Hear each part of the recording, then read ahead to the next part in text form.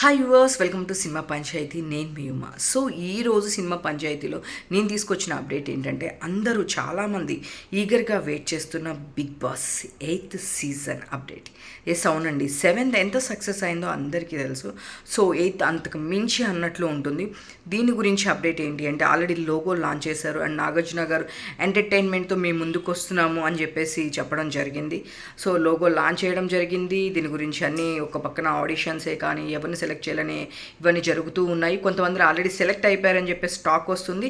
So ఆ updates కావాలన్నా కూడా సబ్స్క్రైబ్ చేసుకోండి. మన సినిమా పంచాయతీ ఎవరెవరు వెళ్తున్నారు ఏంటి అనేది నెక్స్ట్ వీడియోలో చేసి నేను పెట్టేస్తాను మన దాంట్లో, చూడండి.